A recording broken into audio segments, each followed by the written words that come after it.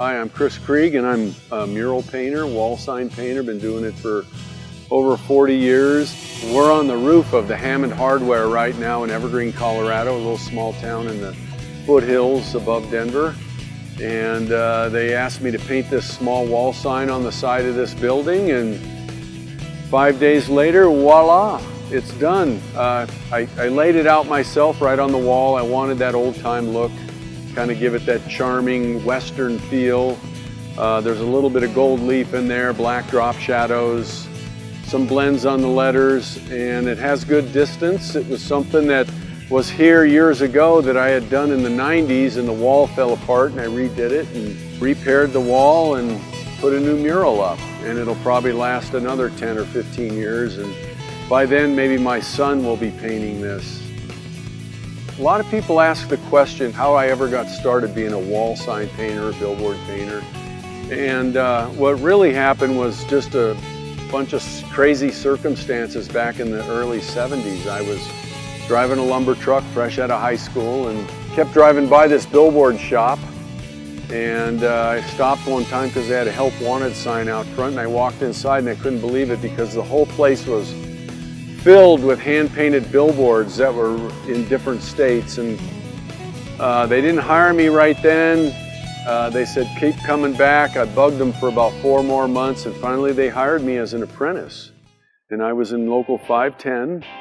They actually had a union for sign painters back then. And I started out with the biggest brush they had in the place, which was a broom, sweeping the floors. And just really worked hard, really wanted to be a sign painter, and did everything I could to get really good at my craft. I went to art school at night, pestered all these guys to teach me everything they knew to hand paint these giant billboard signs. And after about the 4th year, I was a journeyman painter, not a pictorial artist, a journeyman painter. And they were sending me out to do my own jobs in San Francisco. I would paint liquor bottles and cigarette ads and motel advertisements, different stuff like that. And that's how I got started in it. And I've been doing it off and on ever since. And so about 1975 was when I kind of officially started as a sign painter. I moved to New York, I painted signs in LA. It seems like wherever I go, I always find a sign to paint. And so it's really been a fun career. I've never really wanted for work. It's out there if you're good at what you do, and so I just continue to do it. Well, I ran a sign company in Denver. We had about 10 painters, and we used to crank out sometimes 8 to 15 signs a week that I participated in. Giant billboards all over Wyoming, Utah. We went up down to New Mexico, went to Idaho. Just wherever we went, we would hand paint a sign. So I probably painted close to 10,000 different signs. We ran a local sign shop in Evergreen, Colorado, and we're always cranking out signs. So it was just always in front of you. You know, there was always something to do or design, and so we just got pretty good at it after a while.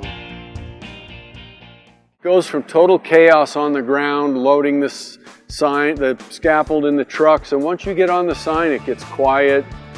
No one bothers you, and you just get to sort of be with your thoughts up on the sign, sometimes for 5-6 hours at a time, and it's just a wonderful place to be. The taller the sign, the quieter it is. In New York City, sometimes you were way up there on the side of a 15-20 story building painting a sign, and the whole world was just brewing down below you, and nobody could bother you.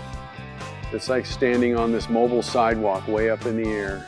This is kind of a marker for people that are driving up from Denver to know that they're here. I remember the first time I drove to Evergreen, I got to Kittredge and I thought I was in Evergreen. It's like, well, this isn't that much. So we kept driving up the road and we finally found Evergreen, but this really is sort of a marker for tourists, people to come to town, and also to let them know they're shopping along the boardwalk here. And it is a really nice rustic downtown, very close to Denver. Get a lot of people up here, a lot of tourists, and so that was what this sign was all about, just sort of a directional welcome, you're here. It's a wonderful town, it's full of artists and musicians. We've got live entertainment 3 nights a week at different bars and places along the along the boardwalk here. It is a unique place, it really is. When you come to Evergreen, you won't find another town like Evergreen anywhere in America. It has a feel to it. Everybody's here to help. We all do the right thing, and we've got a bunch of galleries, a bunch of really great brew pubs, great restaurants, great school system. It's just been a great place to raise kids and live. I'm enamored with it. After 27 years, I'm still here. Well, the Hammond family had Hammond Hardware here. It was a fellow, he was actually my neighbor, Bob Hammond, owned this building, and I don't remember it as a hardware store, but a lot of the old-timers do. And it was just exactly what it was. They sold lumber and different stuff right out of this building. And he kept adding on to this thing, and you know, it's kind of an eclectic thing on this side of the street, but it was the hardware store. He moved in the 60s up around the corner on Meadow Drive, and then this building became Kleist Boot and Shoes. It was a wonderful sort of sporting good and boot store for many years after Bob moved out. It's period correct. It really is. It's a period correct sign. I kind of knew. That's the other thing about signage. When you're doing a sign, you're solving a problem. It's not about you, it's about what you're trying to market or sell or promote. And so the type, the font, all that stuff is created to kind of promote what that is. You know, this wouldn't work as a funeral sign. It's not funereal enough. You know, it wouldn't really work as a bank sign, but it works as a welcome sign. It's fun, it's happy. We were trying to do a couple things. We were trying to promote the old hardware store. We were trying to promote the fact that you are welcome in Evergreen, and also the fact that it's the heart of Evergreen. Now, I kind of downplayed the heart of Evergreen, as you could see in the layout, because when people are driving by quickly, they're going to see Welcome Evergreen. And in their minds, they're going to feel that it'll say to, but really it says to the heart of. So it's a bit of a play on words and typeface and fonts and colors and all that stuff to sort of sell the story. So oftentimes what happens is somebody will come to you and they need a sign. They don't have a clue what they want. But as a sign painter and a designer, you immediately start to think about who's going to view it. Is it close viewing? Is it going to be viewed by cars driving fast? Is it intimate people walking right up to it? Is it a one-act play? I mean, is it like that, or do people have a moment to absorb it? This one here is kind of somewhere in between. I mean, you do get some pedestrians that are going to see it, but for the most part, it's going to be drive-by traffic. So I knew it had to be bright, colorful, bold letters. It had to be read from a distance. So with the client, I'll give her maybe one or two ideas. You don't want to give them too much information because then they get overwhelmed. And then you'll do a color thing. This particular one, she trusted me enough. She just said, do whatever you want, which is usually the best. That's usually the best thing, because then, you know, you'll even try that much harder because you know it works. You know if it has good distance, if people are going to want to look at it. Whenever you do blends and stuff like that, it becomes magical. People want to look at it just a little bit longer than block lettering. You know, it has value that way. And so that was what I needed to do on this sign. There are times where that would be lost on most viewers. It would just, you know, block lettering may solve the problem. Other times you want a picture. You want to have a graphic, because they don't have to read a graphic. They could look at it, bam, their eye goes right to that graphic, and then they read the text.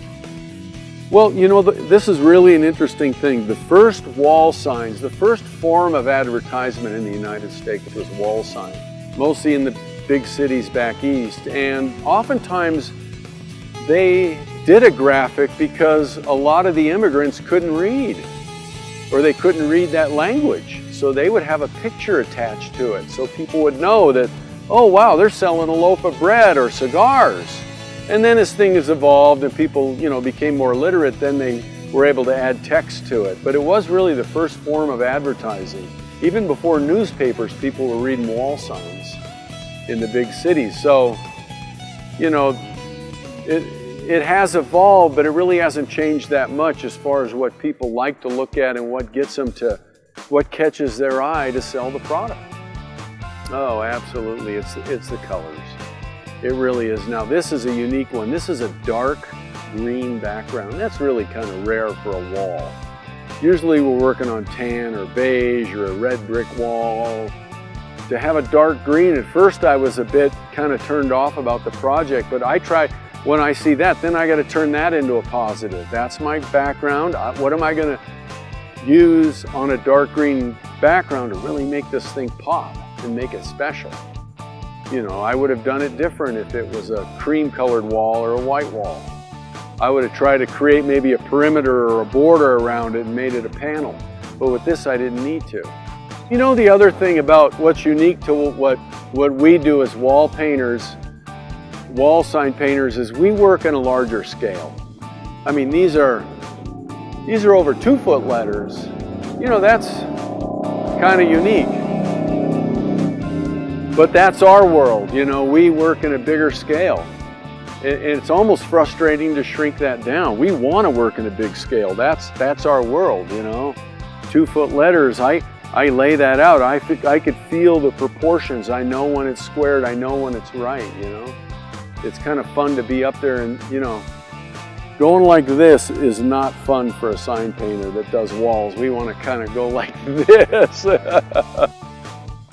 Yeah, we want to do it all large. It's funner, and people go, wow, it's so big, how did you do that? Well, we're thinking, wow, that's small, how did you do that? Well, like I say, you work top to bottom, left to right, back to front, unless you don't. I mean, that's kind of the rule of thumb about doing big wall signs. And I'm constantly thinking, I'm gonna lay other colors over that. I'm gonna kill that. I'm gonna obscure that, so I don't have to be obsessed about the edges. I'm gonna bring those lines in and start cleaning it up, and as you work your way away from the wall, it just gets tighter and tighter and tighter and tighter, to the point where you got nothing left to paint, then you go have a beer.